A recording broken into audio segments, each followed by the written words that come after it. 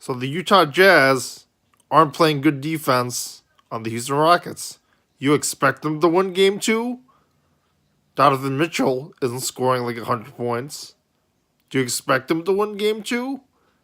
Eric Gordon started off strong with like 5 points, a three that he didn't need to shoot that went in.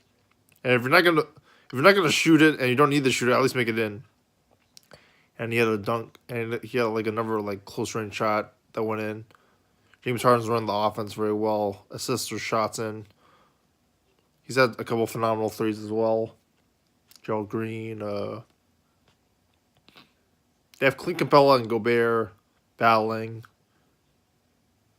The Utah Jazz really should have got Mike Conley. Like, there's obviously a mismatch between Harden and Ricky Rubio, which they're taking fully advantage of. I don't know what Donovan Mitchell's doing. I don't remember him doing anything in the game other than checking in the last minute and then not really doing anything.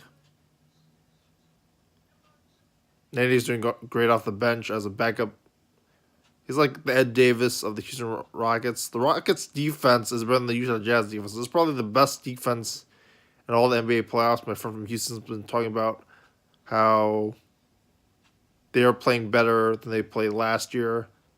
I would say not so much in the regular season, but this is a pretty good postseason organization and strategy by the Houston Rockets. Pretty hard to beat. They seem to want it more than like the Golden State Warriors do. I'm sure about. They're better.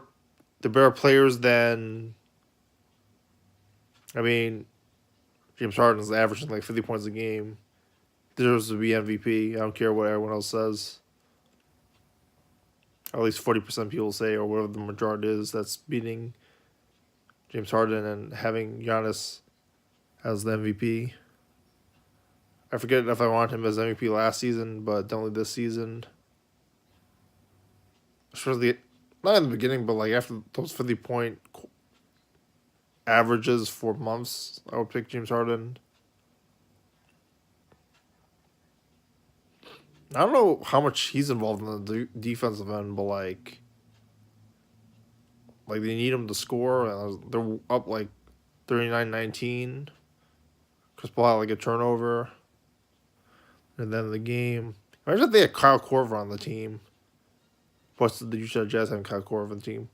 Jay Crowder came off the bench. Didn't seem like he had enough minutes to be ready. Kyle Korver from the Cleveland Cavaliers. I mean, I think they need like George Hill to like guard somebody, and they don't have George Hill this year. And they don't have Mike Conley, which they could have traded for Ricky Rubio. And they have a big mismatch with James Harden. You can't. I mean, parts of the final game of the season, they didn't know who they were going to face. Like, it was 8 games between the AFC and the first seed, and they were on like they're pretty close from like AFC to like fourth seed or whatever it was. What are your thoughts on him, subscribe?